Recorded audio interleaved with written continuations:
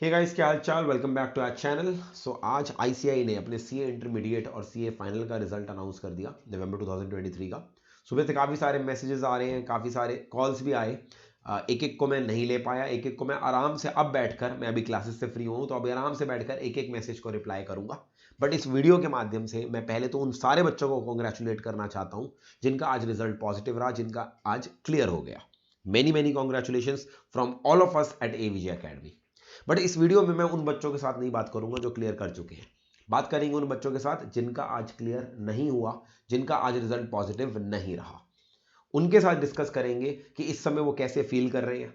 इस फीलिंग में जो इस समय आप हो, जब ये वीडियो देख रहे हो, जो क्लियर नहीं कर पाए, उस फीलिंग से कैसे बाहर आना है, क्या क्या सोच हमारे दिमाग में है, उसके बारे में डिस्कस करेंगे। And most of all, sir आगे क्या करना है, कैसे अप्रोच करना है, कंसिडरिंग द फैक्ट दैट नवंबर 23 के अंदर it was the last attempt for old course और अब मई 24 से नए कोर्स एप्लीकेबल हो रहा है। तो किस तरह से हमें अप्रोच करना चाहिए, सारी चीजें इस वीडियो के अंदर मैं डिस्कस करूंगा आपके साथ। सबसे पहले आईसीआई के रिजल्ट के बारे में थोड़ा सा बात करें तो आईसीआई की पास परसेंटेज अगर देखें इस बार बोथ ग्रुप्स की 9.73% है, पिछली बार के मुकाबले थोड़ी सी कम है। ग्रुप 1 ग्रुप 2 की 17 और 19% है। मोटा मोटा 2.5 लाख लोगों ने लगभग अपीयर किया था, 2.5 लाख से भी ज्यादा लोगों ने अपीयर किया था, जिसके अंदर सिर्फ इतने बच्चे ही क्लियर कर पाए। 19 लगभग 20,000 ग्रुप 1, 18,000 ग्रुप 2 और 5,000 ही ग्रुप बोथ ग्रुप्स कर पाए। तो पहली बात तो जो बच्चे मुझे सुन रहे हैं इस समय और जो क्लियर नहीं कर पाए, let me tell you first of all, आपको जो अपनी करंट नेगेटिव थॉट्स है उससे डील करना है। ये मैंने आपको पासिंग परसेंटेज क्यों दिखाई, ये दिखाने के लिए कि मात्र अगर मैं बोथ ग्रुप्स की बात करूं तो सिर्फ 10% बच्चे क्लियर हुए हैं। आप कोई ऐसा नहीं है कि माइनॉरिटी हो कि भाई हम पास हो गए बाकी सारे निकल गए। आप उन 90% बच्चों के अंदर हो, या ग्रुप 1 की बात करो आप उन 80% बच्चों के अंदर हो जो क्लियर नहीं कर पाए। तो एक मन के लिए भी अपने मन में नेगेटिव थॉट्स लाने की बिल्कुल जरूरत नहीं है, क्योंकि ऐसा नहीं है आप सीए का एग्जाम देने वाले हो। भाई सीए का एग्जाम ऐसा नहीं है कि बिल्कुल सिंपल कोई 11 12th क्लास का एग्जाम है। It is one of the toughest exam, we all know that. जब हम इस कोर्स में आए थे हम सबको इसके बारे में आइडिया था। तो आप अगर सीए के किसी अटेम्प्ट में रह जाते हैं तो आप अपने आप को बिल्कुल भी फेलियर मत मानिए, क्योंकि let me tell you, CA का हर अटेम्प्ट कुछ ना कुछ सिखा कर जाता है। आपको यह ध्यान रखना है कि आप अगर अटेम्प्ट में गए, आपने मेहनत करी, तो आपने उससे कुछ पाया ही है। अगले अटेम्प्ट में उसका आपको इंपैक्ट दिखेगा, वो जो गलतियां हमने करी हैं उसका इंपैक्ट दिखेगा। तो अपने दिमाग से जो नेगेटिव थॉट्स इस समय आ रही हैं, पहला स्टेप तो ये हमें इसको बाहर निकालना पड़ेगा। और मैं आपको यहां पर एक फ्रेंकली चीज बताता हूं। हमारे यहां पर ना इस समय जब हम फेल करते हैं, उसके दो कारण होते हैं मेरे हिसाब से सीए के अंदर। पहली बात तो हम सब लोगों ने कई बार अपनी लाइफ में फेलियर देखा ही नहीं होता। 11 12th क्लास तक हम अच्छे से स्कूल में बढ़िया परफॉर्म कर रहे होते हैं। हम में से काफी सारे बच्चों ने फाउंडेशन में भी पहली बार में क्लियर किया होगा। तो एक तो ये लाइफ का कई बार पहला फेलियर होता है जब सी इंटरमीडिएट में हम देखते हैं, उस वजह से बहुत बुरा लग रहा होता है। और दूसरा कारण ये होता है कि more than the failure, more than the fact that यार हमें ये सब्जेक्ट फिर से पढ़ने पड़ेंगे, फिर से देने पड़ेंगे, इस फीलिंग से भी ज्यादा बड़ी फीलिंग होती है कि मैं अपने दोस्तों को, जिन बच्चों के साथ मैं पढ़ता था, उन सबको क्या मुंह दिखाऊंगा। हमारे रिश्तेदार होते हैं, रिलेटिव्स होते हैं, तो हमें यह चिंता हो रही होती है यार वो तो क्लियर कर गया, अब मैं, वो मेरे बारे में क्या सोच रहा होगा, वो आगे निकल गया। तो ये फीलिंग सबसे ज्यादा परेशानदायक होती है। तो मैं आपको दोनों चीजें बोलना चाहता हूं। पहली थिंकिंग कि मैं तो सर आप तक जिंदगी में फेल नहीं हुआ। देखो, जिंदगी में मेरे हिसाब से कोई भी ऐसा इंसान नहीं होगा जो फेल नहीं हुआ होगा। अगर आप अभी तक फेल नहीं हुए थे तो ये अब वो मौका है फेल होने का। हर बंदा किसी ना किसी फील्ड में फेल होता है। अगर आप एग्जाम में फेल नहीं हो गए तो सीए बनने के बाद शायद जॉब में फेल हो जाओ। जॉब में आप कोई गलती कर दो, आपको बहुत दिक्कत आए। प्रैक्टिस के अंदर शायद आपको स्ट्रगल करना पड़े। जो भी काम करो कभी ना कभी फेलियर आएगा। तो फेलियर से डरना बिल्कुल छोड़ देना है हमें। फेलियर आ गया, आए मैं क्या करूं, ये बिल्कुल भी नहीं सोचना। फेलियर हर किसी की जिंदगी में आएगा, डेफिनेटली आएगा, किसी ना किसी अलग रूप में आएगा। आप अगर उस एग्जाम में क्लियर नहीं कर पाए तो पहली बात तो उस नेगेटिविटी से आपको बाहर आना है कि मैं फेल हो गया, कोई बड़ी बात नहीं है। सीए के अंदर टू बी वेरी ऑनेस्ट, ये चीज आपको पता है, फिर भी मैं आपको सिर्फ रिमाइंड कराना चाहता हूं, सीए के अंदर अटेम्प्ट मैटर नहीं करता। जो इंसान फर्स्ट अटेम्प्ट में पास हुआ है वो सक्सेसफुल होगा, और जो पांचवें छठे में हुआ है या दूसरे तीसरे में वो नहीं होगा, ऐसा बिल्कुल भी नहीं है। इसके अंदर एंडलेस एग्जांपल्स हैं देने के लिए, वो आपको ऑलरेडी पता है, मैं आपको फिर से याद दिलाना नहीं चाहता। बस ये वाली चीज मैं आपको रिमाइंड कराना चाहता था कि अटेम्प्ट मैटर नहीं करता। और दूसरी चीज, ये सोचना कि वो इंसान मेरे से आगे निकल गया, मैं पीछे रह गया, भाई ये बहुत बड़ी जर्नी है। यहाँ कोई रेस नहीं लग रही कि कौन पहले पहुंच जाएगा। जो पहले निकल गया, पहले पास हो गया, उसको लाइफ में कुछ अलग मिल जाएगा। This is not a race, this is not a competitive exam जहां पर सिर्फ टॉप 1% बच्चों को बढ़िया एडमिशन मिल जाएगा, बाकियों को नहीं मिलेगा।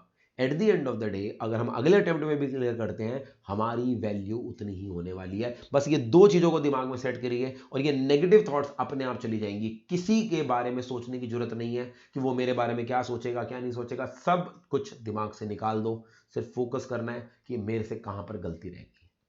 दूसरा पॉइंट मैं जो बोलना चाहूंगा वो ये है, कुछ बच्चे तो ज्यादा ही अपने नेगेटिव थॉट्स में आ जाते हैं, अपने आप को ब्लेम करते हैं, और कुछ बच्चों का बिल्कुल उल्टा केस होता है। बहुत सारे स्टूडेंट्स क्या करते हैं, जैसे वो क्लियर नहीं करते, वो अपने फेलियर का कहीं ना कहीं रिस्पॉन्सिबिलिटी किसी इवेंट पे, किसी एक पर्टिकुलर चीज पे, किसी के इंसान पे डालने की कोशिश करते हैं। मैं बहुत बार बच्चों से मिलता हूँ, कहते हैं मैं तो पक्का क्लियर कर लेता अगर वो आखिरी महीने के अंदर मैं बीमार ना हुआ होता, अगर मैं आखिरी महीने में वो मेरे घर में जो शादी थी, वो फलाना फंक्शन था, या मैं उस टीचर से पढ़ लिया होता, वो जो आखिरी नोट्स हैं जो मुझे आखिरी दिन मिले वो पहले मिल गए होते। ये सारी चीजें करके ना सिर्फ हम अपने दिल को तसल्ली दे रहे होते हैं कि मैं तो पक्का क्लियर कर सकता था, बट इस कारण की वजह से हम अपना ब्लेम कहीं ना शिफ्ट कर रहे हैं। मैं ये नहीं कह रहा आप अपने आप पे इतना ब्लेम ले लो कि अरे भाई उसमें गम में आ जाओ। मैं ये सिर्फ इतना कह रहा हूं, आपको एक रिस्पॉन्सिबिलिटी लेनी पड़ेगी कि यस, अगर क्लियर नहीं हुआ तो ये कोई एक्स वाई जी एक्सटर्नल फैक्टर नहीं था, ये मेरी पढ़ाई में, मेरी तैयारी में कहीं ना कहीं कमी थी, और अगली बार मुझे उस कमी पे काम करना है। जब तक आप उस चीज को ओन नहीं करोगे अपने मन में कि हाँ मेरे अंदर कमी थी, मुझे उस कमी को पूरा करना है, अगली बार फिर से आपके रिजल्ट में कोई चेंज नहीं आने वाला। तो रिजल्ट में अगर आपको चेंज चाहिए तो पहले you have to own up that responsibility. तो first of all stop the blame game. अगर आपके दिमाग में कोई ऐसी चीज आ भी रही है ना कि इस वजह से उस वजह से मैं क्लियर नहीं कर पाया, तो आप ये मान लो वो सब एक्सटर्नल फैक्टर थे, वो एक्सटर्नल फैक्टर बाकियों की जिंदगी में भी होंगे जो क्लियर कर गए। हमें अगली बार उन एक्सटर्नल फैक्टर को ध्यान में रखते हुए फिर भी अपने मार्क्स को अच्छा बढ़ाना है और क्लियर करना है। थर्ड चीज मैं बोलना चाहूंगा यहां पर कि अब यहां पर आपको जब ये दोनों चीजें आपने सॉल्यूशन ओरिएंटेड माइंडसेट बना लिया, जब आप ये गिल्टी फीलिंग से बाहर आ गए और ये ब्लेम गेम से बाहर आ गए, फिर आपको एनालाइज करना है यहां पे कि भाई मेरे अंदर क्या कमी रह गई, वेयर डिड आई लैक। कहीं ना कहीं तो कमी रह गई होगी, तभी तो हम क्लियर नहीं कर पाए। ये सबसे इंपॉर्टेंट स्टेप है, क्योंकि अगली बार सिर्फ प्रिपरेशन स्टार्ट करना इंपॉर्टेंट नहीं है, सही दिशा में जाना जरूरी है। देखो, इट डज नॉट मैटर कि आप किस स्पीड से भाग रहे हो, इट मैटर्स आप किस डायरेक्शन में भाग रहे हो। गलत डायरेक्शन में जितनी मर्जी स्पीड से भागते जाओ, कभी भी डेस्टिनेशन में पहुंच नहीं पाओगे। डेस्टिनेशन में पहुंचना है तो डायरेक्शन सही होनी चाहिए। तो पहली चीज तो मैं आपको ये बोलूंगा, आपको आराम से बैठना है, ठंडे दिमाग से अपने आप से पूछना है, भाई कौन से सब्जेक्ट हैं जो मेरे वीक हैं, सब्जेक्ट वाइज कौन से टॉपिक हैं जो मेरे वीक हैं। ये वीक एरियाज आपको आइडेंटिफाई करने हैं, और मैं आपको बता रहा हूं ये वीक एरियाज कोई और नहीं बता पाएगा आपको। ये वीक एरियाज आपको खुद को आइडेंटिफाई करने पड़ेंगे, और इसी वीक एरियाज को आइडेंटिफाई करने के लिए ना मैं आपको एक स्ट्रॉन्ग सजेशन देना चाहता हूं। वो ये है कि आपको अपनी सर्टिफाइड कॉपीज पक्का पक्का मंगानी चाहिए। सर्टिफाइड कॉपीज में इसलिए कह रहा हूं मंगाने के लिए, बहुत बार ऐसा होता है हम ना सिर्फ ये कहते हैं यार मैंने तो 100 मार्क्स का अटेम्प्ट किया था, मेरे तो आई 40 है, मेरे तो आई 35 है, आईसीआई ने नंबर काट लिए होंगे। ऐसा नहीं है कि आईसीआई आंख बंद करके किसी भी चीज के नंबर काटता है। वो रेयर केस में होता है कि हाँ भाई सॉल्यूशन बिल्कुल सही है, आईसीआई ने नंबर नहीं दिया, वो रेयर केस में होता है। मोस्ट ऑफ द केसेस में अगर हमारे नंबर कटे हैं तो कहीं ना कहीं हमारे आंसर में कमी होएगी, और अगर हम उस कमी को रिकॉग्नाइज नहीं करेंगे, उसे आइडेंटिफाई नहीं करेंगे, उस पर काम नहीं करेंगे, तो अगली बार वो गलती हम फिर से करके आएंगे। अगली बार अगर हमारा इनपुट सेम होगा तो अगली बार हमारा आउटपुट कैसे डिफरेंट होगा।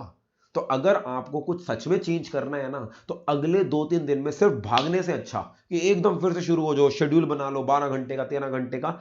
आपको 1-2 दिन सिर्फ आइडेंटिफाई करना चाहिए कि भाई मेरे वीक एरियाज क्या है, कौन से टॉपिक है जो मैं छोड़ के गया था। ये आपको पता होगा, हर बच्चा कुछ टॉपिक छोड़ के जाता है, जो पास हो गए ना वो भी छोड़ के गए हैं, मगर वो बाय चांस लकी रह गए, जिस जो टॉपिक वो छोड़ के गए उसमें से पेपर नहीं आया। आपको इंश्योर करना है इस बार आपको सिलेक्टिव स्टडी नहीं करनी, जो टॉपिक छोड़ के गए थे, जो टॉपिक वीक थे वो करने हैं।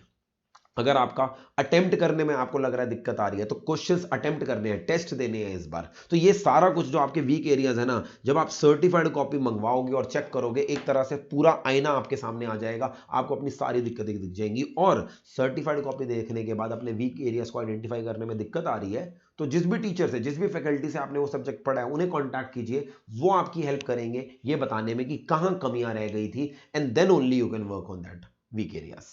एंड लास्ट में आता है it's time to start again. अब time to start again sir बोलना तो आसान है, बट इस बार तो सर मई 2024 के अंदर हमारा सिलेबस ही चेंज हो गया। अब न्यू कोर्स करना पड़ेगा। तो ये न्यू कोर्स कैसे करना है सर, यही दिमाग में टेंशन आई जा रही है कि हमारी अभी तक की सारी मेहनत वेस्ट हो गई और अब हमें पूरी तरह से नए तरीके से पढ़ना पड़ेगा। देखिए बिल्कुल भी ऐसा नहीं है, हर सब्जेक्ट के अंदर काफी सारे टॉपिक सेम है, सिर्फ कुछ टॉपिक्स नए आए हैं। अकाउंटेंसी के अंदर थोड़ा बहुत चेंज आया है, वो भी उस बच्चे के लिए जिसने ग्रुप 1 की अकाउंटेंसी कर रखी थी और ग्रुप 2 की नहीं कर रखी थी, उसको मेजर चेंज दिखेंगे। जिसने 2 ग्रुप की अकाउंटेंसी कर रखी थी उसको भी कुछ लिमिटेड चेंजेस दिखेंगे। लॉ के अंदर भी कुछ एक्ट नए आए हैं, कुछ टॉपिक सेम टू सेम है। बात करूं जीएसटी और इनकम टैक्स की, तो जीएसटी में कुछ नए टॉपिक आए हैं, बट आई वुड हार्डली से वो 5% नए टॉपिक हैं, 95% सिलेबस तो फिर भी सेम है, एंड सो ऑन। तो मैं आपको अभी एक एक सब्जेक्ट के बारे में नहीं बता रहा, उसके लिए मैं एक सेपरेट वीडियो बनाऊंगा। मैं अपने सब्जेक्ट के बनाऊंगा, बाकी फैकल्टीज भी अपने अपने सब्जेक्ट के बनाएंगे, जहां पर वो सब्जेक्ट स्पेसिफिक, टॉपिक स्पेसिफिक होकर बिल्कुल डीप में जाकर आपको बताएंगे क्या नए टॉपिक्स आए हैं, एक्सेट्रा एक्सेट्रा। अभी मैं इस वीडियो में आपको सिर्फ ये एक तरह से कॉन्फिडेंस देना चाहता हूं कि मई 2024 के लिए जो भी अमेंडमेंट्स होंगी, पहली बात तो अमेंडमेंट्स होंगी जो भी, और जो भी न्यू टॉपिक्स होंगे, बेसिकली मैं बोल देता हूं ट्रांजिशन टॉपिक्स होंगे, जो भी नए टॉपिक्स ऐड हुए न्यू सिलेबस के हिसाब से, वो हम आपको फ्री ऑफ कॉस्ट यूट्यूब पे प्रोवाइड करेंगे। टैक्सेशन सब्जेक्ट के लिए और लॉ सब्जेक्ट के लिए तो ऑलरेडी अपलोड कर दिया गया है।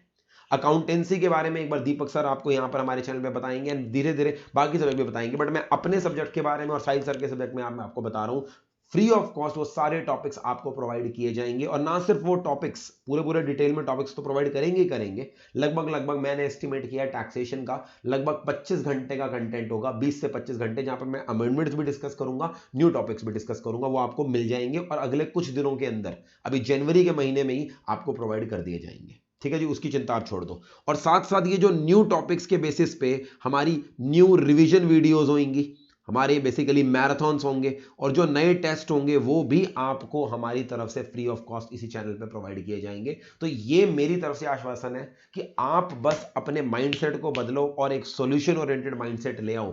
आपकी जो अमेंडमेंट्स हैं, जो ट्रांजिशन है, उसकी चिंता हम कर लेंगे, उसकी चिंता आपको करने की बिल्कुल भी जरूरत नहीं है। मैं एक एक सब्जेक्ट की वीडियो डालेंगे हम, ठीक है जी। मोस्ट प्रोबेबली आज शाम को या कल सुबह टैक्सेशन की ट्रांजिशन वीडियो आ जाएगी, जहां पर आपको पूरा डिटेल में समझाऊंगा क्या नए टॉपिक आए हैं, उनको किस तरह से कवर करेंगे। बस मैं अभी आपको एक लाइन बोल रहा हूं ताकि आपको एक कॉन्फिडेंस आ जाए, everything will be provided to you through this YouTube channel only, आपको उसकी चिंता करने की जरूरत नहीं है। ठीक है जी। स्टार्ट फ्रेश में एक काम जरूर करना, किस तरह से स्टार्ट करना है। आपके दिमाग में डाउट आता है सर क्या मैं फर्स्ट ग्रुप जो मेरा क्लियर नहीं हुआ वो करूं, या इस बार दोनों ग्रुप दूं, सेकंड ग्रुप भी दूं। देखो आमतौर पे जब हमारे 8 पेपर हुआ करते थे तब तो मैं बोलता था कि भाई डिपेंड करता है तुमने सेकंड ग्रुप कितना कर लिया, बट अब तो सेकंड ग्रुप के नाम पे हमारे सिर्फ 2 सब्जेक्ट है। अगर एक बच्चे का फर्स्ट ग्रुप क्लियर नहीं हुआ लेट से, तो 4 पेपर फर्स्ट ग्रुप के हो गए, वो तो आपको देनी है, मतलब अब फर्स्ट ग्रुप में 3 पेपर हो गए और कॉस्टिंग हो गया। बट आपको इंक्रीमेंटल नया क्या पढ़ना है, एफएमएसएम पढ़ना है और दूसरी चीज ऑडिट पढ़ना है। तो मैं क्लियर कट बोलना चाहता हूं, जिस बच्चे ने एग्जाम के रिजल्ट आने तक 1 महीने में ऑडिट, एफएमएसएम इसको पढ़ना शुरू कर दिया है, और अगर आपका 30-40% भी हो गया है, तब तो आप डेफिनेटली बोथ ग्रुप्स को ही प्लान कीजिए। क्योंकि आप अगर सिर्फ और सिर्फ जनवरी और अर्ली फेब सेकंड ग्रुप को दे दें, उसके बाद आपके पास एक अच्छा खासा समय हो जाता है रिवाइज करने के लिए। और मैं जस्ट आपको एक बार आइडिया दे दूं, इस बार आप सबको पता होगा जनरल इलेक्शंस है हमारे देश के अंदर, तो लास्ट 2 जनरल इलेक्शंस में 2014 में और 2019 में, क्योंकि वो मई के महीने में हुए थे, तो हमारे सीए के एग्जाम पोस्टपोन हो गए थे। I am not saying guarantee है इस बार भी पोस्टपोन होंगे, मगर it all depends on election commission of India. अगर हमारे हमेशा की तरह जनरल इलेक्शंस जो है पूरे देश के अंदर वो मई के महीने में होते हैं, तो there is a possibility that हमारा इस बार एग्जाम हमेशा की तरह 2014 में भी हुए थे और 2019 में भी हुए थे, उसकी तरह थोड़े से आगे एक्सटेंड हो जाए। But it purely depends on election commission of India. तो उस चीज को सिर्फ एक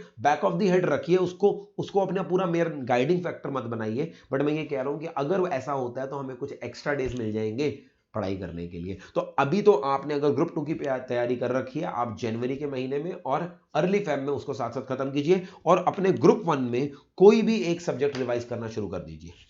वो आपने स्टेप 3 में जो भी रिकॉग्नाइज किया ना आपका वीक एरिया, उस पे काम करना शुरू कर दीजिए। ट्रांजिशन वगैरह वाली वीडियो सब आपको इस वीक के अंदर में मतलब मैं आपको गाइडेंस अभी इसी वीक के अंदर दे दूंगा, और जो वीडियोस अपलोड होनी है वो भी जनवरी के अंदर मिलनी शुरू हो जाएंगी। तो वो नए टॉपिक्स भी आपको मिल जाएंगे और पुराने वाले तो रिवाइज करते रहना है। बस एक रिक्वेस्ट है मेरी, जो ये नेगेटिव थिंकिंग है और जो ये दिमाग में थोड़ी थोड़ी बातें आ रही होंगी ना, यार मैं अटेम्प्ट छोड़ देता हूं, अगला अटेम्प्ट दे दूंगा, इन बातों को पूरी तरह से निकाल दीजिए। क्योंकि अटेम्प्ट छोड़ देना, सीए छोड़ देना, ये सब ना हम इमोशनल होकर डिसीजन ले लेते हैं, और इमोशन से बात नहीं बनती, आपको ना क्रिटिकली आराम से बैठ के सोचना पड़ेगा। और एक बार अगर हमारा एक अटेम्प्ट क्लियर नहीं हुआ, उससे हमारे करियर पे कोई फर्क नहीं पड़ने वाला। जरूरत है इस समय सिर्फ एक सॉल्यूशन ओरिएंटेड माइंडसेट की। उम्मीद है आपको इस वीडियो से थोड़ा सा कॉन्फिडेंस मिला होगा। आगे आप सबके लिए टिल योर मे 2024 और वीडियोस लाता रहूंगा। मैं आपको रेगुलर बेसिस पे मिलता रहूंगा यूट्यूब के ऊपर। तो अगर आपने चैनल सब्सक्राइब नहीं किया तो चैनल को सब्सक्राइब कर लीजिए। मिलते हैं अगली वीडियो में। Take care, bye bye. अगर आपका कोई भी स्पेसिफिक डाउट है तो आप मेरे को व्हाट्सएप पे मैसेज कर सकते हैं, ऊपर दी गई इंस्टाग्राम आईडी पे मैसेज कर सकते हैं, या नीचे कमेंट सेक्शन में बता सकते हैं। उसके ऊपर अगर एक स्पेसिफिक वीडियो बनानी होगी तो मैं स्पेसिफिक वीडियो बना भी आपको दे दूंगा। Take care, bye bye, all the very best.